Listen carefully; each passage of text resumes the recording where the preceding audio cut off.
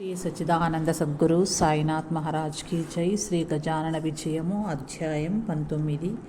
శ్రీ గజానన్ మహారాజ్ హరిపాటిల్ను తోడుకొని శ్రీ విఠల్ని కలవడానికై పండర్పూర్ పోయెను. శ్రీ గణేశాయ నమః. జయ జయ హే ఆనందకంద, జయ జయ హే అభేద.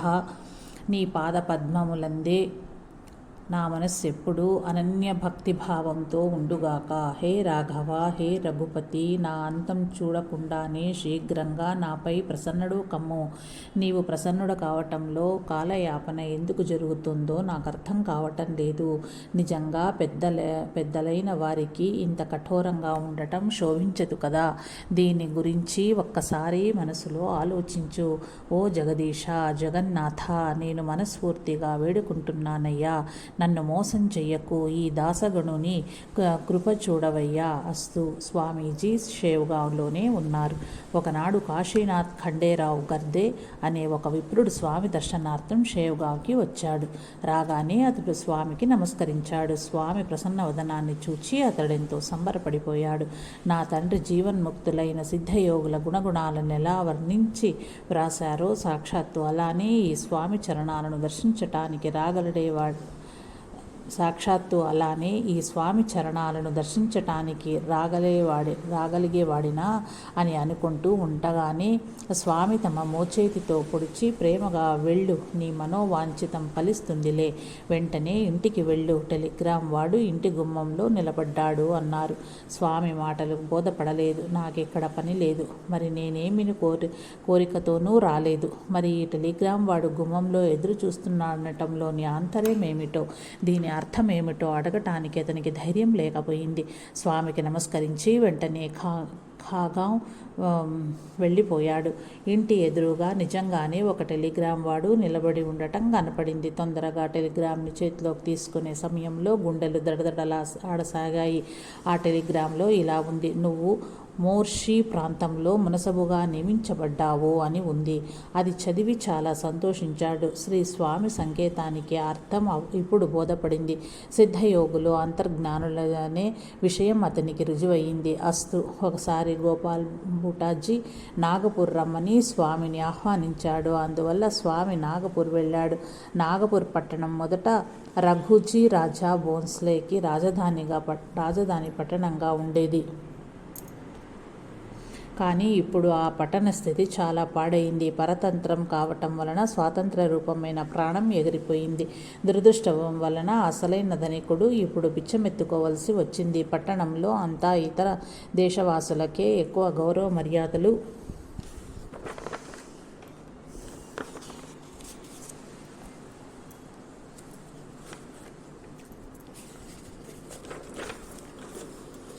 మర్యాదలు లభిస్తాయి. యథా రాజా తథా ప్రజ అన్నట్లుగా ఉంది. గజాలు, అశ్వాలు, పల్లకీలు ఇవన్నీ పోయి ఇప్పుడు మోటార్లే తిరుగుతున్నాయి. ఇది కాలగతి మహిమే. మరి ఇందులో ఎవరిపైనన్నా దోషారోపణ చేయటం న్యాయ విరుద్ధమే అవుతుంది కదా. సీతాబర్డీలో గోపాల్ బూటీ గారి ఇల్లు ఉంది. ఆ పెద్ద భవంతిలో శ్రీ స్వామిని ఉంచారు. పులిని కోటలో బంధించినట్లుగా స్వామిని షేవ్గాం వెళ్ళనీయకుండా ఇక్కడ ఈ భవంతిలోనే ఉంచెయ్యాలని గోపాల్ బూటీ ఆలోచన. ఆ క్రూరుడు శ్రీకృష్ణ తీసుకుని వచ్చినట్లయితే ఇక్కడ సరిగ్గా అలానే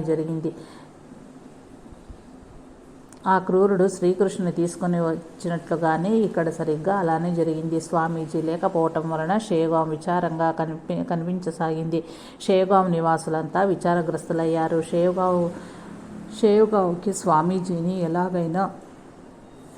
ఎలానైనా తీసుకుని రమ్మని హరి పాటిల్కు విన్నవించుకున్నారు అందరూ.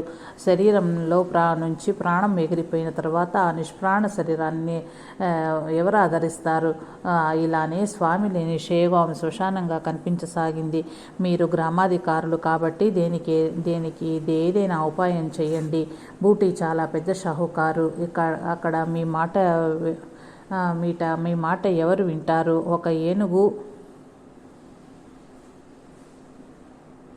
ఒక ఏనుగు మరో ఏనుగుతో ఢీకొంటేనే అందంగా ఉంటుంది. అక్కడ మాలాటి హీనులకు విలువ ఉండదు.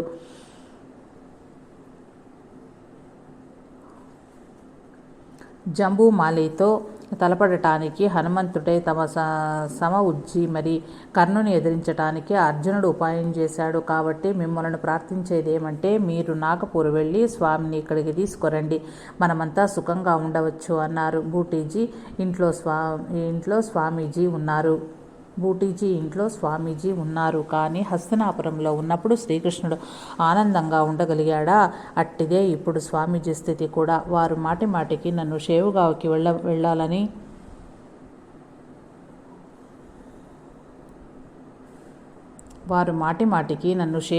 వెళ్ళని, ఈ భవనంలో నన్నుంచకు అనేవారు. కానీ స్వామి మాటల్ని విననే లేదు బూటీజీ. వారిని నాగపూర్లోనే ఉంచేశాడు. బూటీజీ భక్తి శ్రద్ధలు కలవాడే, కానీ ధనం అధికారం వల్ల కలిగిన అహంకారం మితిమీరిపోయింది. ప్రతిరోజు స్వామి వచ్చిన కారణంగా బ్రాహ్మణ భోజనాలు బ్రహ్మాండంగా జరుగుతూ ఉండేవి. కానీ షేవ్గావ్ వారెవరైనా వస్తే వారిని లోపలికి వెళ్ళనిచ్చేవాడు కాదు.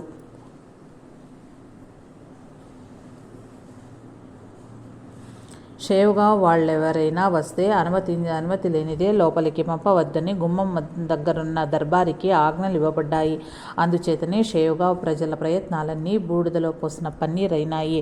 స్వామిని దర్శించకుండానే షేవ్గావ్ తిరిగిపోయేవారు. తర్వాత హరి పాటిల్ కొంతమంది భక్తులతో స్వామిని షేవ్గావ్కి తీసుకువెళ్లే నిమిత్తం నాగపూర్కి బయలుదేరారు. అతడు రైలు బండి ఎక్కగానే అంతర్జ్ఞానులైన స్వామికి ఈ విషయం తెలిసింది. అప్పుడు స్వామి గోపాల్ బూటీతో, అరే గోపాల్, హరి పాటిల్ నన్ను షేవ్గావ్ తీసుకుని వెళ్ళటానికి వస్తున్నాడు. కాబట్టి అతడు ఇక్కడికి చేరటానికి ముందే నన్ను షేవ్గావ్ వెళ్ళని, లేకుంటే వాతావరణం అంతా అశాంతితో నిండిపోతుంది. ఇక్కడికి వచ్చిన తర్వాత తన బలంతో నన్ను అక్కడి నుంచి తీసుకుని వెళ్తాడు. నీకున్న ధనశక్తి ఆ సమయంలో ఏమాత్రం పనిచెయ్యదు అన్నారు. అనుకున్న సమయానికి హరి పాటిల్ బూటీజీ ఇంటికి చేరాడు. దర్బార్ అతన్ని ఆపటానికి ప్రయత్నించారు. వాణ్ణి ఒక తోపు తోసి హరి పాటిల్ బూటీజీ నా సదనంలో ప్రవేశించాడు. గోపాల్ బూటీ ఇంట్లో బ్రాహ్మణ భోజనాలకై అంతా పంక్తుల్లో కూర్చుని ఉన్నారు. భోజనాలయ్యాక చేసిన ఏర్పాట్లన్నీ చాలా బాగున్నాయి. కూర్చోటానికి ఖరీదైన పీటలు, ప్రతి ఒక్కరికి వెండి కంచం, వెండి కఠోరీ ఇవ్వబడ్డాయి. రకరకాలైన వంటకాలతో చక్కని ఏర్పాటు చేయబడింది. పంక్తుల మధ్యలో శ్రీ స్వామి గజానుల ఆసనం వేయబడి ఉంది. ఇలా బూటీజీ చాలా గొప్పగా బ్రహ్మాండమైన భోజనాల ఏర్పాటు చేశారు.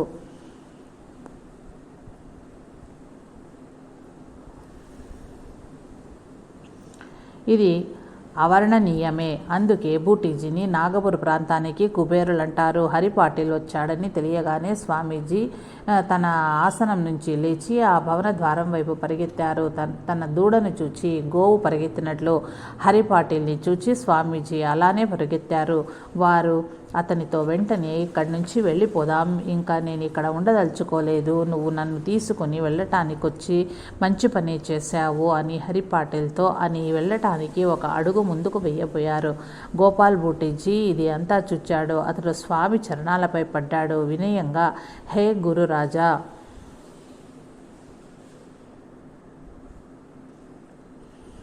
ఈ సమయంలో నన్ను అవమానించకండి. 2 ముద్దలు తిని ఆ పైన మీ ఇష్టం వచ్చిన చోటికి తప్పకుండా వెళ్ళండి అని పాటిల్ని కూడా ఇక్కడి ప్రసాదాన్ని తీసుకుని తర్వాత స్వామిని వెంట తీసుకుని వెళ్ళమని కోరాడు. ఇంకా స్వామి ఇక్కడ ఉండరని తెలిసింది, కానీ నా గౌరవ మర్యాదలు మీ చేతిలో ఉన్నాయి. ప్రసాదం తీసుకోకుండా స్వామీజీ ఇక్కడి నుంచి వెళ్ళిపోయినట్లయితే మిగతా వారంతా భోజనం వదిలి వెళ్ళిపోతారు. నాగపూర్లో నాకు అవమానం జరుగుతుంది అని వేడుకున్నాడు. చివరికి స్వామీజీ హరి పాటిల్ బూటీజీ ప్రార్థనను మన్నించారు.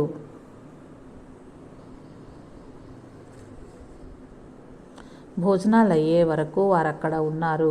షేవ్గావ్ వారంతా భోజనాలకు కూర్చున్నారు. భోజనానంతరం స్వామి తన భక్తులతో కలిసి వెళ్తున్నాడు.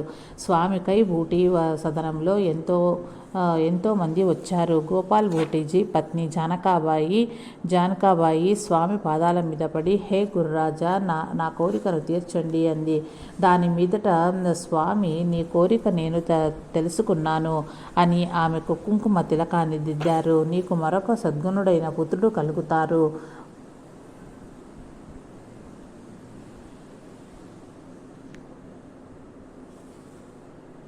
ఓ బాల, నువ్వు సౌభాగ్యవతిగానే వైకుంఠానికి చేరుకుంటావు అని ఆమెను ఆశీర్వదించి సీతాబర్డి నుంచి బయలుదేరి స్వామి రఘోజీ భోంస్లే ఇంటికి వచ్చారు. ఈ రాజా రఘోజీ భోంస్లే భక్తితో కూడిన అంతఃకరణ కలిగినవాడు. ఇతడు తన పవిత్ర ఆచరణ చేత ఆ రాముణ్ణి తన వైపు త్రిప్పుకున్నారు. ఇతని అశాశ్వతమైన లౌకిక రాజ్యమైతే పోయింది. కానీ సద్గురు యొక్క భక్తి యొక్క శాశ్వత రాజ్యం మాత్రము ఇతని ఇంటిలో నిరంతరం ఉండేది. రాజు శ్రీ స్వామికి యథోచిత గౌరవ మర్యాదలు చేశారు. దానితో స్వామి ప్రసన్నులై అక్కడి నుండి రామ్టేకు వెళ్లారు. అక్కడ రామదర్శనం చేసుకుని హరిపాటిల్తో కలిసి స్వామి షేవ్గావ్ చేరారు.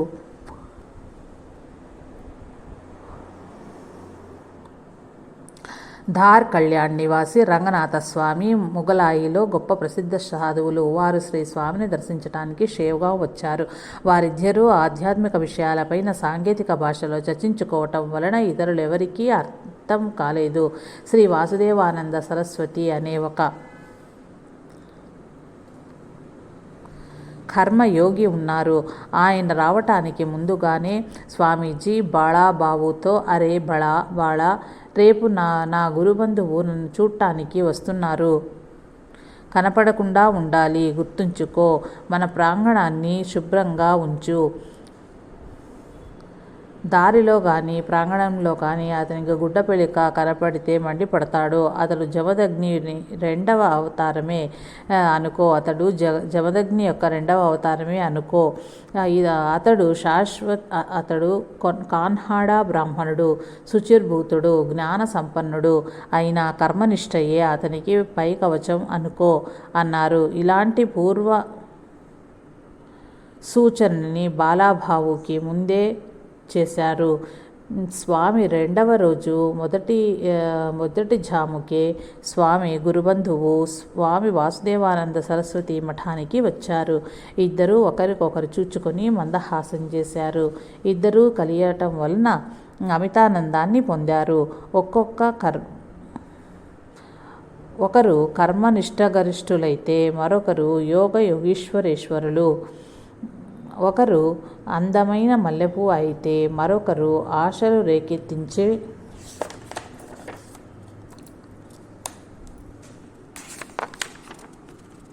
గులాబీ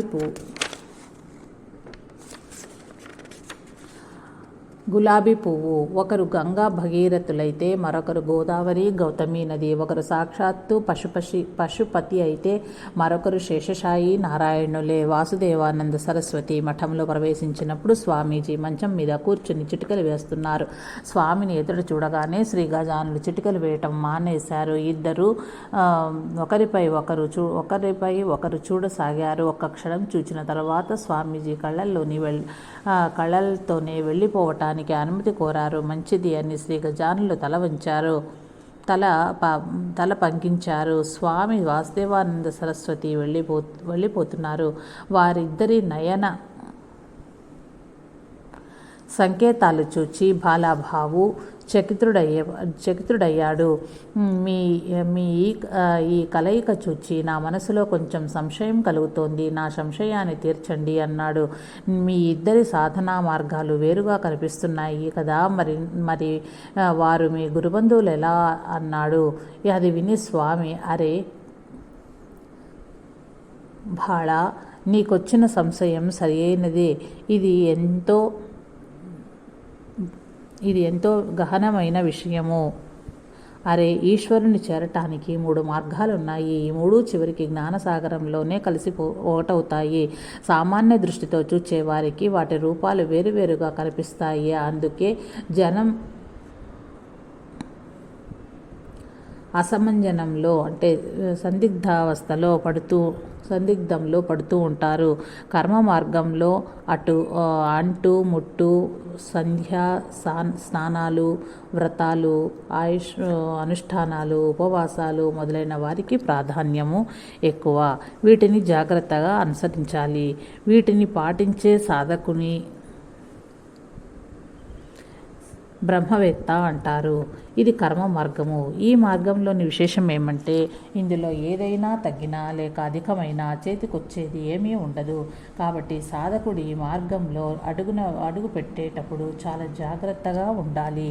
ఈ మార్గంలో ఇతరులతో అసభ్య ప్రవర్తన, కఠోర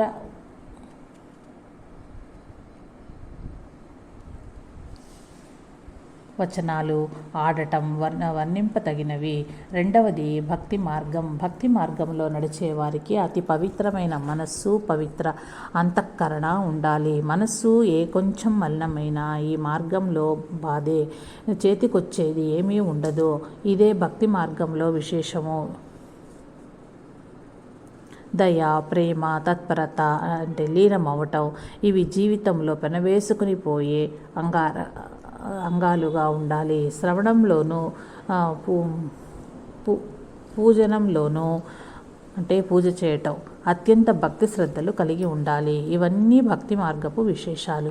ఏ సాధకుడైతే ఈ అంగాలన్నింటితో భక్తి మార్గాన్ని అవలంబిస్తారో అతనికి తప్పకుండా శ్రీవారి దర్శనం కలుగుతుంది. భక్తి మార్గం చూడటానికి చాలా సులభంగా కనిపిస్తుంది. దీని సాధనా మార్గం కష్టమేమీ కాదు. కానీ భక్తి మార్గము కర్మ మార్గానికంటే కష్టమైనది. అలాంటిదే ఈ భక్తి మార్గం కూడా. ఇక మూడవది యోగ మార్గము. ఈ యోగ మార్గము 2 మార్గాల కంటే భిన్నమైనది.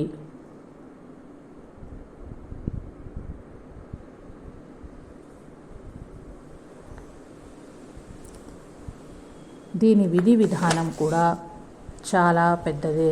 ఈ మార్గంలో బయటి వస్తువులేవి అక్కర్లేదు. అన్ని వస్తువులు సాధకుని దగ్గరే ఉంటాయి.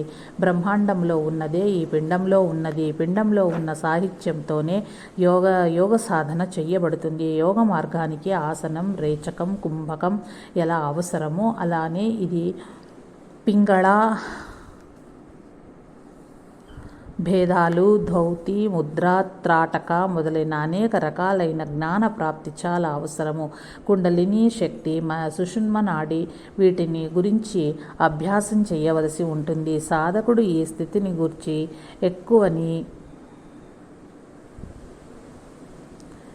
సాధకుడు ఈ శక్తిని గూర్చి చక్కని పరిచయం ఇచ్చుచున్న వాడైతే ఈ యోగ సాధన సాధ్యపడుతుంది. ఈ 3 మార్గాల వలన కలిగే ఫలితము ఒక్కటే, అదే జ్ఞానప్రాప్తి. కానీ ఈ విషయంలో ఆ ఈశ్వరుని పైన ప్రగాఢమైన ప్రేమ ఉండటం అత్యావశ్యకము. ప్రేమ లేకుండా చేసిన కృతి నిష్ఫలమే అవుతుంది. ఎందుకంటే ఈ 3 మార్గాల్లోనూ ప్రేమ, శ్రద్ధ అత్యంత ఆవశ్యకమవుతాయి. నలుపు, ఎరుపు, పొట్టి, పొడుగు, అనాకారము, సుందరము ఇవన్నీ శరీరపు భేదాలు. ఆత్మకు వీటితో ఏమాత్రం సంబంధం లేదు. కానీ అందరిలోని ఆత్మ ఒకేలా ఉంటుంది. ఇందులో భేదమేమీ ఉండదు. లౌకిక దృష్టిలో శరీర భేదం తప్పకుండా ఉంటుంది. కానీ అది పెద్ద విశేషమేమీ కాదు. అలానే ఈ 3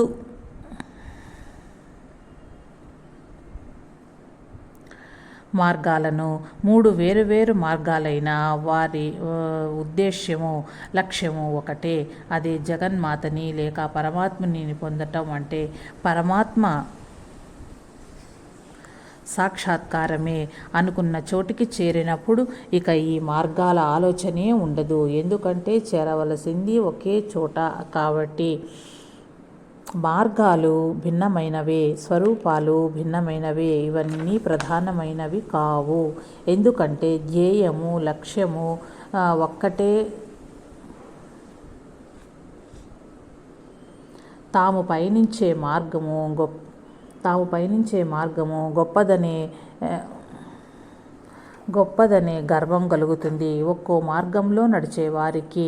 కానీ ఈ అహంకారాన్ని సాధకుడు విడిచి పెట్టాల్సిందే.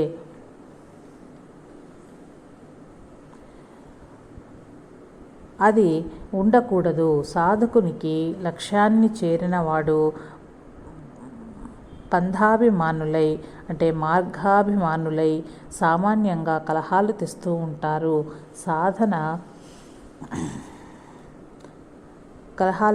ఉంటారు. సాధన చేసి తమ లక్ష్యాన్ని చేరిన వారిని సిద్ధయోగులు అంటారు. వారిక ద్వైత భావం ఉండనే ఉండదట. కర్మయోగాభ్యాసం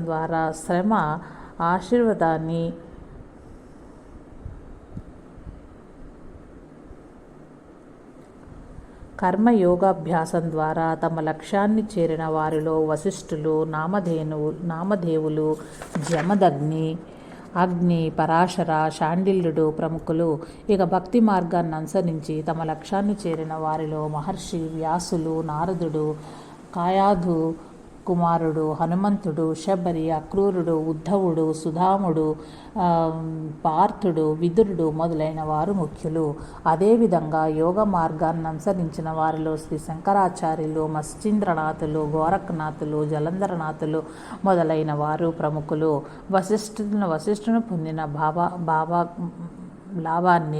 వశిష్ఠుడు పొందిన లాభాన్ని విదురుడు, మత్స్యేంద్రనాథుడు పొందారు. అక్కడ ఫలంలో భేదమేమీ ఉండదు, కేవలం మార్గాలే వేరు అంతే.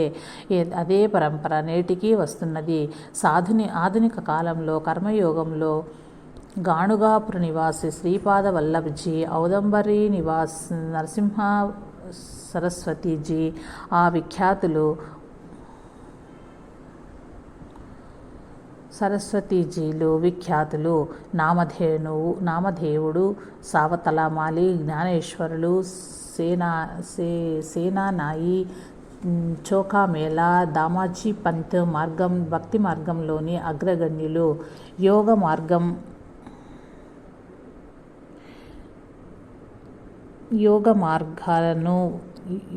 మార్గ వాంఛితులతో శ్రీ గోందా, షేక్ మొహమ్మద్, జాలన, ఆనందస్వామి, అంజన గ్రామం దేవనాథులు ప్రముఖులు. అలానే నేడు స్వామి వాసుదేవానంద సరస్వతి కర్మ మార్గంలోని శ్రేష్ఠులు. నేను స్వయంగా భక్తి మార్గాన్ని ఎంచుకున్నాను. ఇంకా ఎందరో ఈ మార్గంలో సఫలమయ్యారు. పలుస గ్రామ ధోండుబువ, సోనగిరి గ్రామ నానాబరావ, జాలన గ్రామపు యశ్వంతరావు మొదలైన వారికి భక్తి మార్గమే వారి లక్ష్యాన్ని సాధింపచేసింది. ఖాల్లా అమ్మ, షిరిడి సాయిబాబా, గులాబ్ రావు మొదలైన వారికి జ్ఞాన దృష్టి ఉండేది. చాందూర్ తహసీల్లో ఉన్న వర్ఖేడే గ్రామంలోని ఆడుక్జీ కూడా ఈ మార్గాన్ని అనుసరించారు. ముర్గాంలోని యోగేశ్వరులు, కుంగాజీ, నాగపూర్లోని తాజుద్దీను ఈ భక్తి మార్గాన్ని కోరుకున్నారు. ఈ యోగులు ఆచరణ వేరువేరుగా ఉన్నప్పటికీ వీరందరికీ కైవల్య ప్రాప్తి కలిగింది. సాధనా మార్గం ఏది అనేది అప్రధానము. కానీ సాధకుడు తన చరమ లక్ష్యాన్ని చేరాడా లేదా అనేదే మహత్వపూర్ణమైన విషయము. మేమంతా ఈ లౌకికంలోని శ్రద్ధాభక్తులు కలిగిన జనాన్ని ఉచిత మార్గాన్ని నడిపించటానికి వచ్చిన వారమే. ఎవరికిష్టమైన మార్గాన్ని వారు అనుసరించి తమ మోక్షాన్ని, చరమ లక్ష్యాన్ని సాధిస్తారు. ఇప్పుడు నేను చెప్పినదంతా గుర్తుంచుకో. ఇక ముందు ఏమిటి అని అడగవద్దు. నేను పిలిచి వాని బురకా వేసుకున్న దానిని అలానే ఉండని.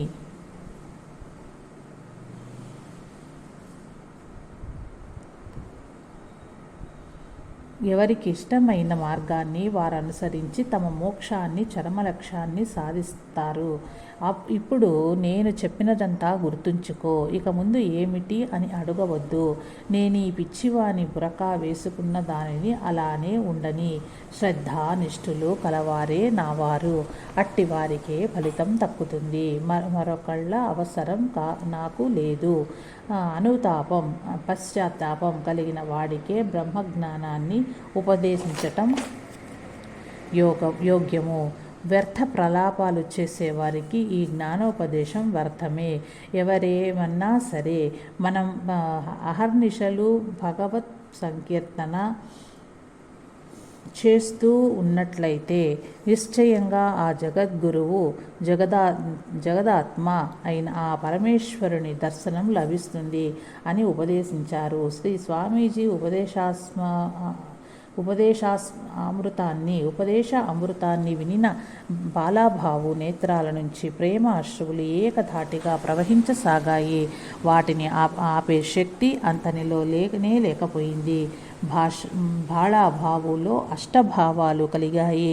అష్టభావాలు స్తంభము, స్వేదము, రోమాంచము, సర్వభంగము, వైవస్వర్మము, వైవస్వర్యము, కంపము, వైవర్ణ్యము, అశ్రుపాతము. శరీరం రోమాంచితమైంది. అతని వాక్చాతుర్యము పనికి రాలేదు. అతడు మౌనంగా ఉండిపోయాడు. స్వామి గజానులకు ఫర్హాడా ప్రాంతమంతా ఉద్ధరించటానికి అవతరించిన స్వామికి నమస్కరించాడు. ఖండ్వ శాఖకు చెందిన షాళుబాయి అనే పేరు గల ఒక స్త్రీ స్వామి భక్తురాలు. ఆమెతో మఠానికి వచ్చిన వారిలో భోజనం చేయని వారెవరైనా ఉంటే వారికి భోజనం వడ్డించటం నీ పని అని అన్నారు స్వామి. ఇదే నీవు చేయవలసిన నిజమైన సేవ. దీనివల్ల నువ్వు భగవంతుని ప్రీతికరమైన దానివి అవుతావు అన్నారు. ఈ సాళుబాయి చివరి వరకు మఠంలోనే ఉండిపోయింది. ప్రహ్లాద బువా జోషికి స్వామి కృప కలిగే సమయం వచ్చింది. కానీ అతని దౌర్భాగ్యం వలన అతనికి స్వామి కృప లభించలేదు. ఖాంగాం సమీపాన జలంచం అనే మరో గ్రామం ఉంది. అక్కడ తులసిరామ్ అనే స్వామీజీ భక్తుడొకడున్నాడు. అతని పుత్రుడు ఆత్మారాం గుణఖని, కుశాగ్రబుద్ధి. అతనికి వేద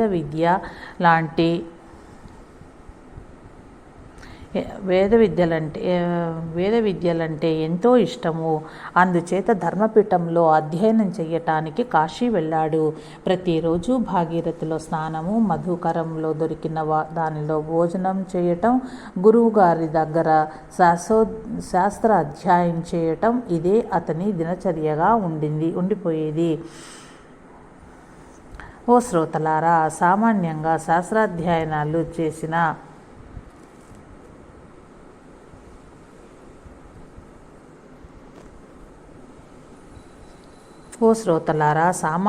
శాస్త్రాధ్యయనము కోసం విద్యార్థులు ఇంటి నుంచి బయటకు వెళ్తారు. కానీ అధ్యయనానికి బదులుగా విషయాసక్తులు అవుతూ ఉంటారు. దీని కలవడిన విద్యార్థి వల్ల అధ్యయనం ఎలా అవుతుంది? మామిడి పండులో పురుగులు పడినప్పుడు అది మధురంగా ఎలా ఉంటుంది? ఆత్మజ్ఞానం ఇలాంటి దారి తప్పిన విద్యార్థి మాత్రం కాడు. ఇతడు సంపన్నుడు, సదాచారుడు అవటం వలన అనుకున్న సమయానికి వేద విద్య సంపన్నుడై తన గ్రామానికి తిరిగి వచ్చాడు. తన గ్రామం రాగానే శ్రీ గజానుల దర్శనార్థానికై షేవుగావ్ వెళ్ళాడు. అతడు వేద విద్య పారంగతుడై స్వామీజీ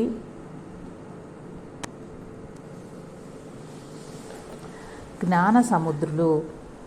అతడు వేద విద్యా పారంగతుడైతే స్వామీజీ జ్ఞానముద్రులు. స్వామి ఎదుట ఆత్మారాం వేద విద్యాగానం చెయ్యటం మొదలుపెట్టాడు. అక్కడక్కడ పొరపాట్లు దొర్లుతూ ఉంటే స్వామి వాటిని సరిదిద్ది అతనితో పాటుగా వేద రుచులను పఠించేవారు. ఇతని వేద పఠనాన్ని స్వామీజీ విద్వాంసులు తన్మయులై వినేవారు. ఆత్మారాం యొక్క విద్య అక్కడ వినిపించటం వలన సార్థకమే అయింది. వజ్రాల నిపుణులు లేకుంటే వజ్రాన్ని పరీక్షించగలిగేదెవరు?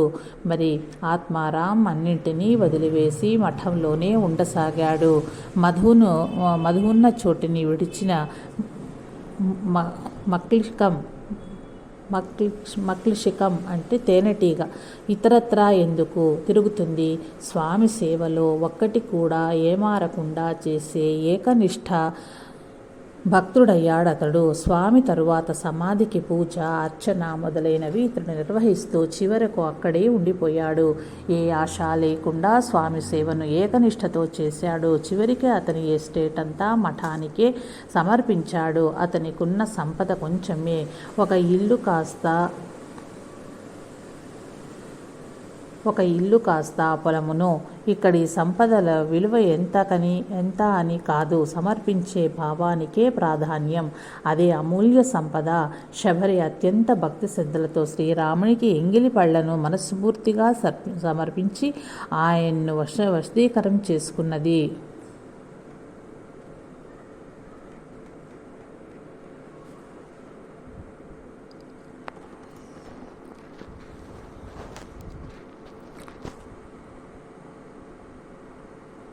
అదే అమూల్య సంపద. శబరి అత్యంత భక్తి శ్రద్ధలతో శ్రీరామునికి ఎంగిలి పళ్లను మనస్ఫూర్తిగా సమర్పించి ఆయన్ను వశపరుచుకుంది కదా.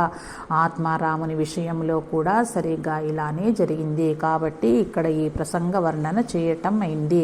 శ్రీ స్వామి కథడు సర్వస్వము అర్పించిన భక్తాగ్రణి. ఇలానే తమ సర్వస్వం అర్పించిన భక్తులు దత్తాత్రేయ కేదారుడు, నారాయణ జాంకర్, మారుతి పట్వారి అనేవారు కొందరున్నారు. ఇందులోని నారాయణ జాంకర్ కేవలం దుగ్ధాహారి మాత్రమే. అతడు పాలను మాత్రమే తాగి జీవించేవాడు. ఇక మారుతి పట్వారి యొక్క వృత్తాంతాన్ని వినండి ఓ శ్రోతలారా. మారుతి పొలం పనిచేసేవాడు. పొలాన్ని జాగ్రత్తగా చూడటానికి తిమాజీ అనే మాలిజాతి నౌకరునొకడిని పెట్టుకున్నాడు. ఒకసారి అతడు పొలంలో మంచిగా నిద్రపోయాడు. ఆ మధ్యాహ్న సమయంలో కుమ్మరి 10-15 గాడిదలు ఆ పొలంలోకి చొరపడ్డాయి.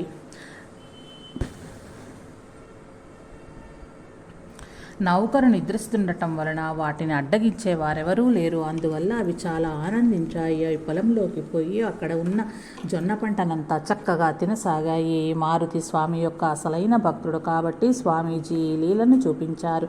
వారు క్షణంలో మోర్గాం వచ్చి తిమాజీతో అరే తొందరగా లే, పొలంలో గాడిదలు పడ్డాయి అని తిమాజీని లేపి పొలంలోనే స్వామి అంతర్ధానమయ్యారు. తిమాజీ లేచి చూచేసరికి 10-15 గాడిదలు పొలంలో జొన్న కంకులు కనిపించాయి. అది చూచి మనసులో ఇలా అనుకున్నాడు, యజమాని కోప్పడతాడు. ఈ పంటని రక్షించటానికే కదా నన్ను నౌకరుగా పెట్టుకున్నాడు. మరి అతడు నన్ను విశ్వసించినందులకు నేను ఇప్పుడు విశ్వాసఘాతకున్నయ్యాను.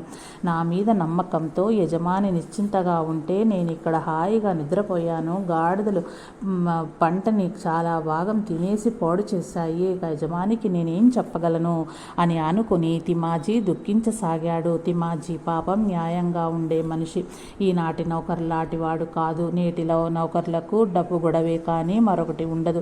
యజమానికి ఎంత నష్టం వచ్చినా సరే వానికి ఏమీ పట్టదు. కానీ తిమాజీ తిన్న ఇంటి వాసాలు లెక్క పెట్టేవాడు కాదు.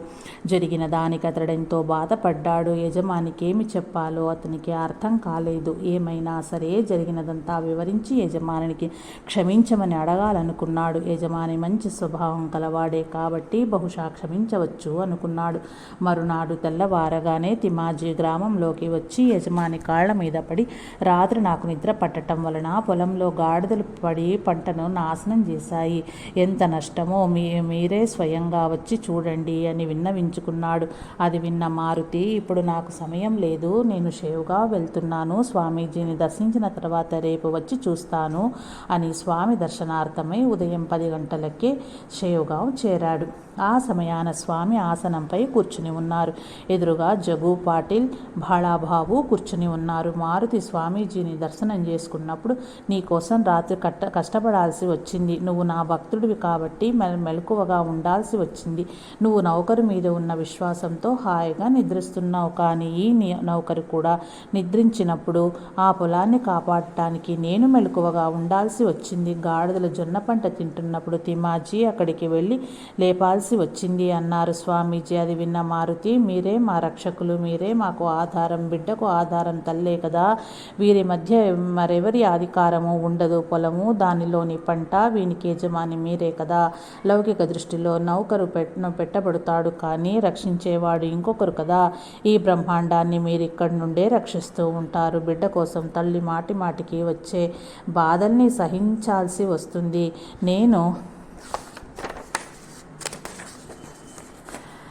మీ భక్తుణ్ణి అందుచేతనే మీరు మోరేగాం వెళ్ళి అక్కడ పొలంలోని పంటను కాపాడారు. ఇలానే మీ కృప ఆశీర్వాదాలు మాకెప్పుడు ప్రసాదించవాలని ప్రార్థిస్తున్నాను.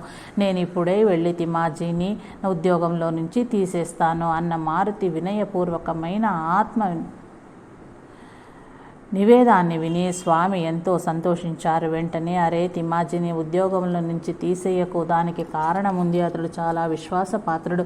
గాడిదల పంటను తినేస్తే అతనికి ఏమీ తోచక దుఃఖితుడయ్యాడు. ఇది నేను ఇప్పుడే తెలుసుకున్నాను. రాత్రి జరిగినదంతా చెప్పటానికి రెండవ రోజు భయపడుతూనే నీ దగ్గరికి వచ్చాడు కదా, అప్పుడు వాడి మాటలు వినకుండా రేపు వస్తానని మాట ఇచ్చావు అవునా అన్నారు. ఈ విధమైన స్వామి పలుకులు విని మారుతి సంగతంతా గ్రహించాడు. సిద్ధయోగుల చేతలు అద్భుతాలని చక్కగా తెలుసుకున్నాడు. గాడిదలు పొలంలోకి వెళ్ళినట్లుగా స్వామి అంతర్జ్ఞానం వలన తెలుసుకోగలిగారు. శక సంవత్సరం 1816లో స్వామీజీ బాలాపూర్లో ఉన్నారు. అప్పుడు జరిగిన సంఘటన గురించి ఆలకించండి. బాలాపూర్లో సుఖలాల్ భీమ్సీలాల్ దుకాణంలో నలుగురు కూర్చుండే చోటు ఒకటి ఉంది. దానికి ఎదురుగా స్వామి ఆత్మానందంలో మునిగి కూర్చుని ఉన్నారు. వారు సంపూర్ణ దిగంబరులుగా ఉన్నారు. శరీరం మీద ఆచ్ఛాదన ఏమాత్రం లేదు. అయినా శ్రద్ధాభక్తులు గల భక్తులు స్వామికి నమస్కరించి ముందుకు సాగిపోతున్నారు. ఆ దారి బజారులోని పెద్ద దారి అవటం కారణంగా అక్కడ ఎక్కువ రద్దీగా ఉంటుంది. ఆ దారి వెంట ఒక పోలీసు హవాల్దారు వెళ్తున్నాడు. అతని పేరు నారాయణ్ ఆసర్జీ. స్వామిని చూడగానే అతడు మండిపడ్డాడు. ఆయన్ని నిందిస్తూ ఆ దారి వెంట ఆ దిగంబర సాధువు కావాలని ఈ వచ్చే పోయే మార్గంలో కూర్చున్నాడు. వీడు సాధువు కాదు, ఎవడూ కాదు, ఒక్కటి మోసగాడు. వీడిని దయతల్చటం మంచిది కాదు అని అంటూ వారి దగ్గరికి వెళ్ళి నానా దుర్భాషలాడసాగాడు. అరే పిచ్చి వెధవా, వీధిలో గుడ్డ ఇప్పుకొని తిరగటానికి సిగ్గు బిడియం లేదా? నీ పిచ్చి వేషానికిదే బహుమతి అని అతని చేతనున్న కర్రతో వారిని కొట్టసాగాడు. దెబ్బలు వీపు పైన తగిలి గుర్తులు కనిపించసాగాయి. అయినా హవాల్దార్ కొట్టటం మానలేదు. అది చూచి హుండీవాలా అనే ఒక సజ్జనుడు ఆ హవాల్దార్ ముందుకొచ్చి నిలబడ్డాడు. అరే నారాయణ, సత్పురుషులపైన చెయ్యి చేసుకోవటం మంచిది కాదు.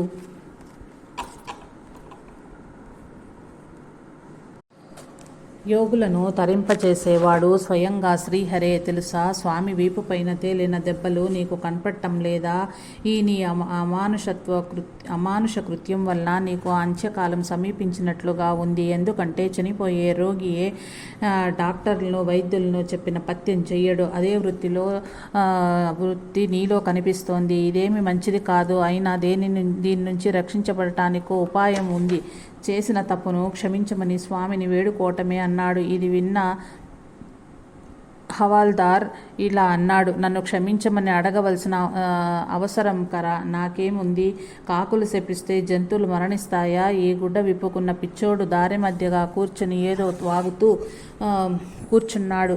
ఇలాంటి మోసగాన్ని దండించటం ఆ పరమాత్మని దర్బారులో దోషమైతే ఇంకా అసలైన న్యాయానికి తావెక్కడ అని హేళన చేశాడు. దీని ఫలితాన్ని ఆ హవాల్దార్ పొందాడు. తరువాత కొద్ది రోజులకే ఆ హవాల్దార్ మరణించాడని తెలుసుకున్నారందరూ. ఆ తర్వాత 15 రోజుల్లోనే అతని కుటుంబం అంతా అంతరించిపోయింది. సాధువులపై చేయి చేసుకున్న దానికి ఫలితం వెంటనే లభిస్తుంది. అకారణంగా ఒక సాధువును బాధిస్తే ఎంతటి భయంకర పరిణామం కలుగుతుందో ప్రజలు తమ కళ్లతో ప్రత్యక్షంగా చూచారు. కాబట్టి సిద్ధయోగుల ఎదుట మర్యాదగా ప్రవర్తించాలి.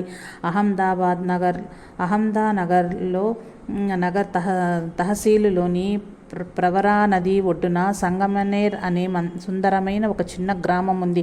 అది ఎంత అందమైనదో నేను వర్ణించలేను. అనంతపంది అనే పేరు గల షాయర్ కవి ఈ గ్రామం వాడే. ఆ గ్రామంలో హరిజా కడ్జా అనే పేరు గల వ్యక్తి వృత్తాంతాన్ని ఇక్కడ వినండి. ఈ హరిజా కడ్జా యజుర్వేద బ్రాహ్మణుడు. పొట్టకూటి కోసం ఇతడు తిరగాల్సి వచ్చేది. ఇలా తిరుగుతూ అతడు శ్రీ స్వామీజీ దర్శనార్థం సేవగా వచ్చాడు. దర్శనం చేసుకుని అతడు స్వామి ఎదుట కూర్చున్నాడు. దర్శనం కోసం అక్కడ భక్తులు గుంపులుగా ఉండనే ఉన్నారు. కొందరు బ్రాహ్మణులు భోజనాలు వడ్డించి తమ మొక్కు తీర్చుకుంటే కొందరు చక్కెర ప్రసాదాన్ని పంచుతారు. ఇదంతా ఇదంతా చూచిన హరి మనస్సులో ఇలా అనుకున్నాడు, ఇంతటి మహాజ్ఞాని చరణ కమలాలను చేరి కూడా నేను వట్టిగానే తిరిగిపోవాల్సి ఉంటుంది. ఎందుకంటే నా ప్రారంధం చాలా కష్టాలతో నిండి ఉంది. మరి ఎండిన భూమిలో గింజని పాతితే దాంట్లో నుంచి మొక్కలు ఎలా వస్తుంది? ఇవాళ అన్నం దొరికింది, కానీ రేపు దేవునిదే భారం అనుకుంటూ నేటి వరకు జీవితం దొర్లిపోయింది. నేటి వరకు నేను ధన సంగ్రహం చెయ్యలేదు. నా దగ్గర పొలం కానీ లేక ఉదర పోషణార్థం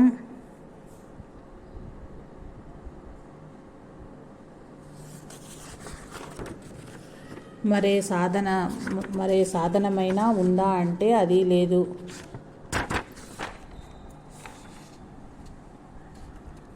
విద్యార్జన చేసి నేను విద్వాంసుని కూడా కాలేకపోయాను. ఇలాంటి దురవస్థలో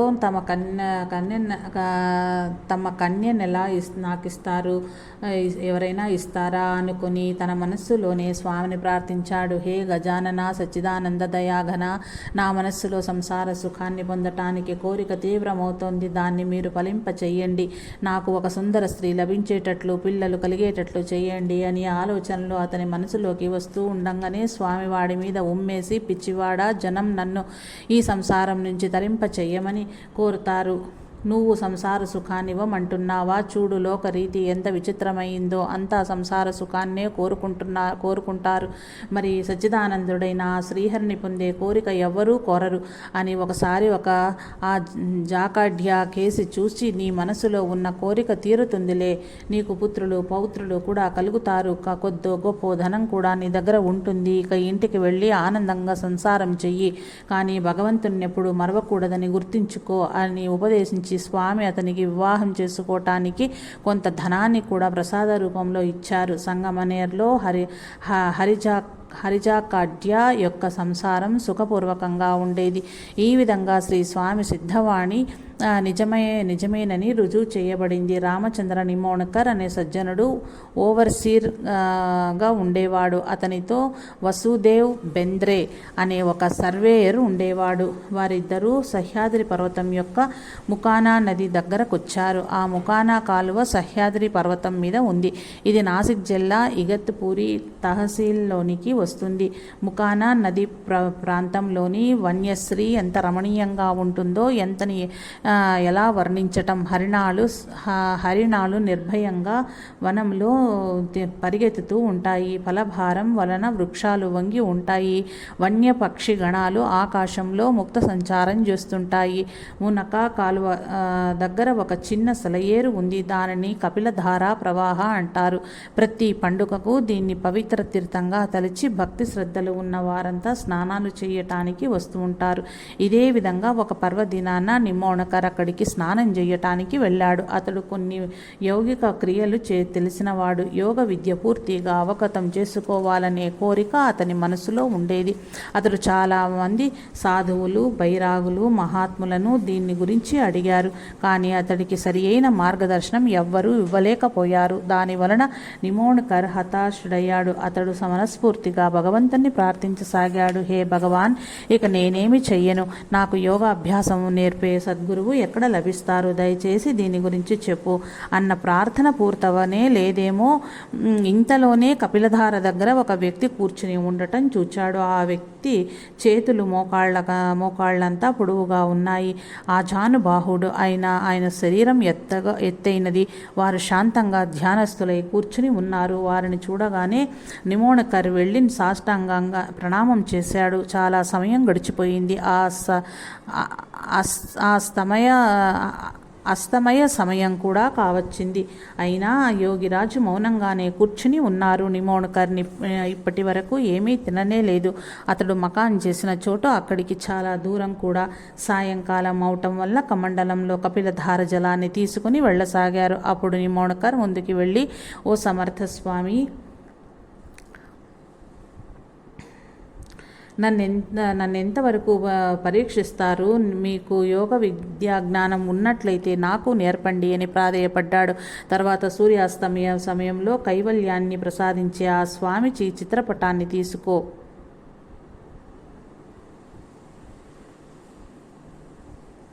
దీనితో నీ పని పూర్తి కాగలదు. దీనిపైన షోడశాక్షరీ మంత్రం లిఖించబడింది. దీన్ని నిరంతరం జపించు. ఈ మంత్ర ప్రభావం వలన నీకు కొద్దిగా యోగ విద్య వస్తుంది. కానీ అన్ని సాధనలలోనూ యోగ సాధన చాలా కష్టమైనది. నత్తగుల్ల హిమాలయాన్ని ఎక్కగలదా? సముద్రంలోనున్న ముత్యపు చిప్పలో ఉండే పురుగు మేరు పర్వతాన్ని దాటగలదా?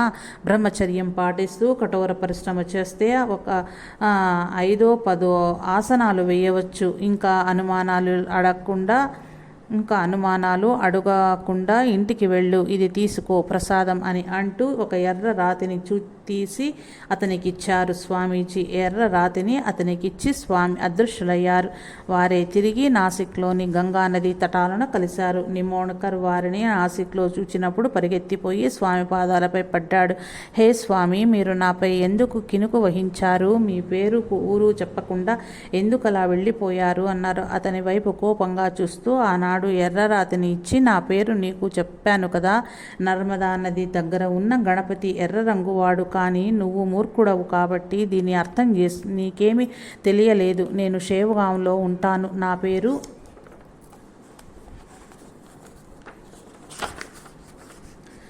గజాననుడు. నాతో ధూమర్ సదనంలోకి రా, అక్కడ మళ్ళీ కలుసుకుందాం అని స్వామీజీ అదృశ్యులయ్యారు. పాపం నిమోణకర్ దారంతా వెతుకుతూనే ఉన్నాడు. చివరికి విసిగి అలసిపోయి ధూమర సదనంలోకి రాగానే స్వామి వరండాలో కూర్చుని ఉండటం చూచాడు. ఏమీ మాట్లాడకుండా స్వామికి సాష్టాంగపడ్డాడు.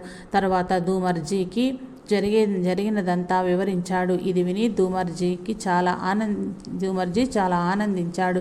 తిరిగి ఉత్సాహంగా, ఈ యోగీశ్వరంలో లేనిదేముంది? వీరు సామర్థ్యాల గనియే అనుకో. వీరికి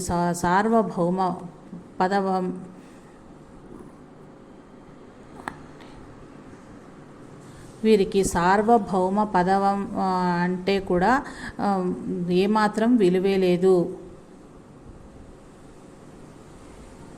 వీరికి సార్వభౌమ పదవి అంటే కూడా ఏమాత్రం విలువే లేదు.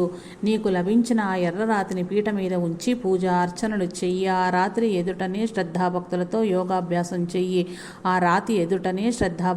యోగాభ్యాసం చెయ్యి. ఇలా చేయటం వలన నీకు సత్ఫలితం తప్పక కలుగుతుంది అన్నాడు. ఇదే నిజమైంది. ముందు శ్రీ గజానన స్వామి కృప వలన నిమోణకర్ యోగా విద్యా రహస్యాలు తెలుసుకోగలిగాడు.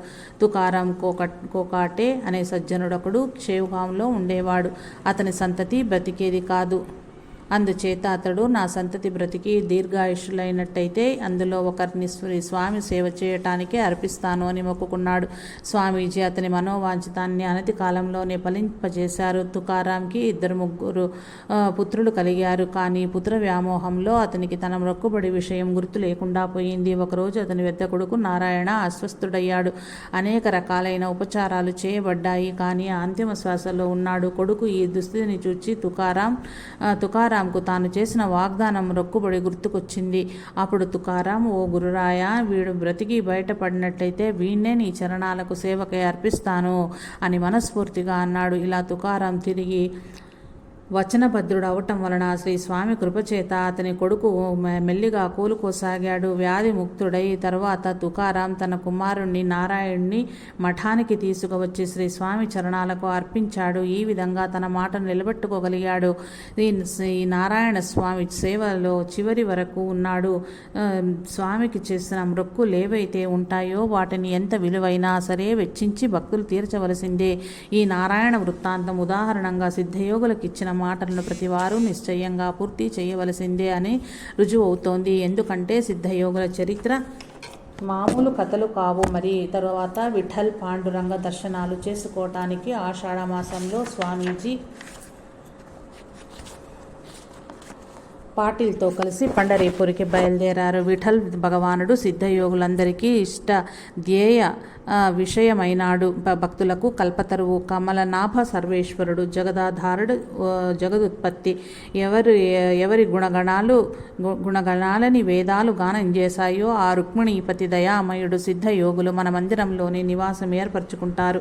పండరీపురం రాగానే చంద్రభాగా నదిలో స్నానము చేసి స్వామీజీని పాండురంగుని దర్శించేందుకు మందిరంలోకి వెళ్లారు.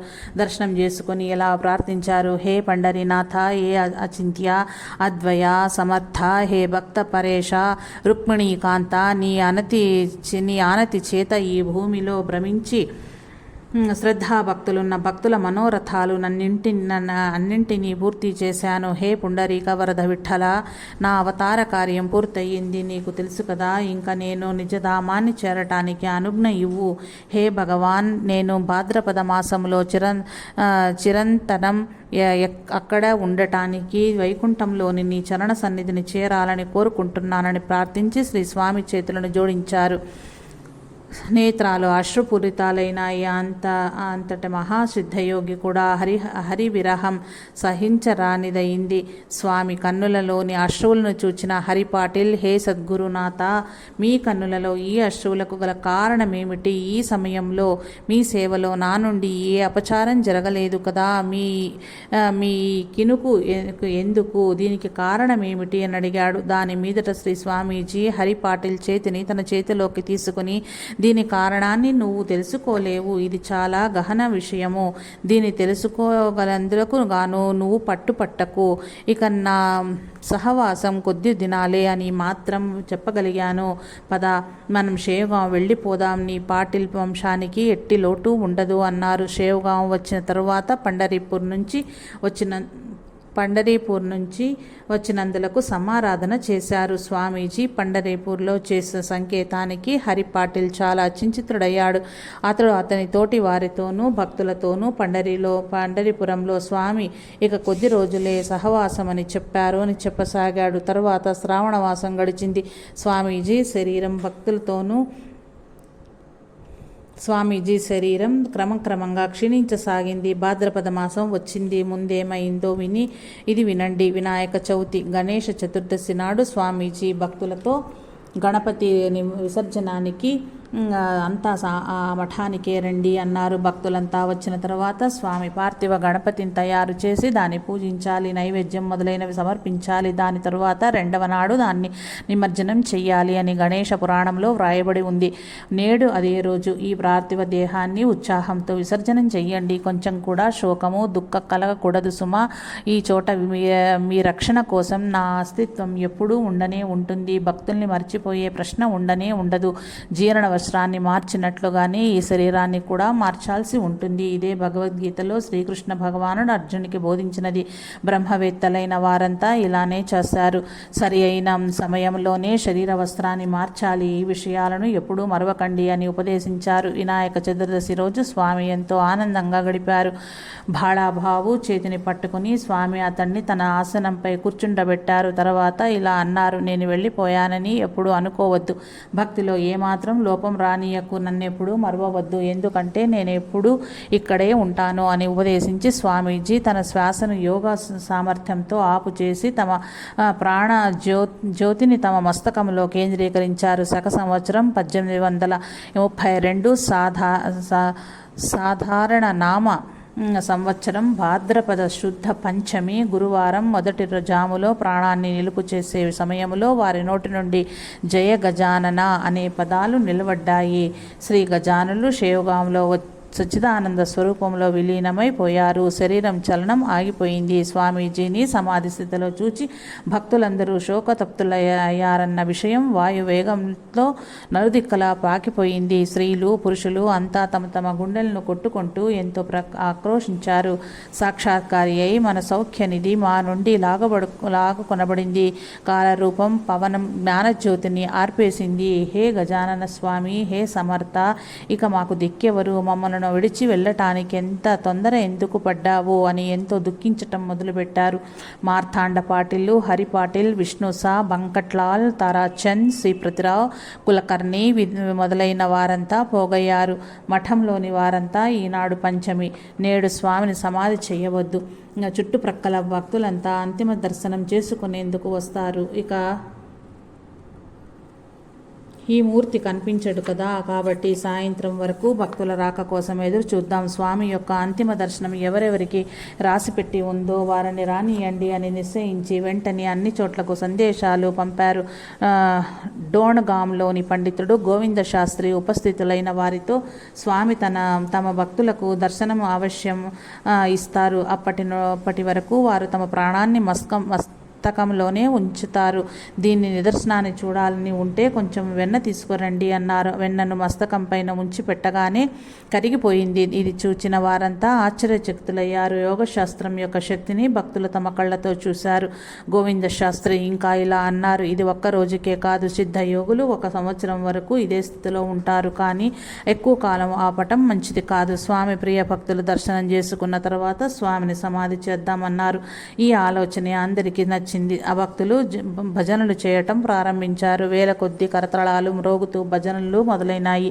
సుదూరంగా ఉన్న భక్తులందరికీ శ్రీ స్వామి కలలో దర్శనమిచ్చి తమ సమాధి విషయాన్ని వారందరికీ తెలిపారు. ఋషపంచమి నాడు శ్రీ స్వామి వారి అంతిమ దర్శనం కోసం భక్తులు తండోపతండాలుగా వచ్చారు. ఆకులు పువ్వులతో రథం అలంకరించబడింది. భజనలు చేసే వారి జట్లు సమూహాలు వచ్చి చేరినాయి. పేడ కళ్ళాపులతో మార్గాల్ని స్త్రీలు పవిత్రం చేశారు. రథం వెళ్లే మార్గమంతా రంగవల్లులతో సుందరంగా అలా అలంకరించబడింది. ఆ రోజు షేవగావ్ అంతా చూడటానికి వాయుమండలంగా కనిపించసాగింది. స్వామీజీ కళేబరాన్ని రథంలో ఉంచి మొత్తం ఊరంతా ఒక్కసారి పరిశ్రమ చేయించి తీసుకుని వచ్చారు. దీని వర్ణన చేయటం చాలా కష్టం. మరి రాత్రి అంతా జనం గులాల్ పూసవులు వర్షంగా స్వామి పైన కురిపిస్తూనే ఉన్నారు. భజన మండళ్ళు స్వామి నామాన్ని ఉచ్చరిస్తూనే ఉన్నారు. ఈ ప్రతిధ్వనులు ఆకాశాన్ని అంటుతున్నాయి. తులసి దళాలు, పుష్పాలు, అబీర్, గులాబ్ మొదలైనవన్నీ స్వామి పైన వర్షిస్తూనే ఉన్నాయి. పూలమాలతో స్వామీజీ కళేబరం కప్పబడి ఉంది. అది చూడటానికి స్వామి పూలమాల దుప్పటి కప్పుకున్నట్టుగా ఉంది. మిఠాయిలు ఎన్నో రకాల ప్రసాదాల రూపంలో వచ్చి పంచిపెడుతున్నాయి.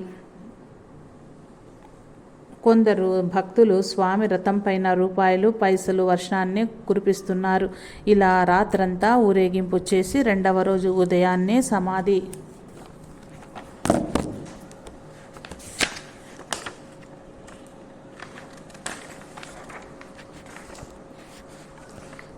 స్థానం దగ్గర స్వామి కళేబరాన్ని ఉంచారు.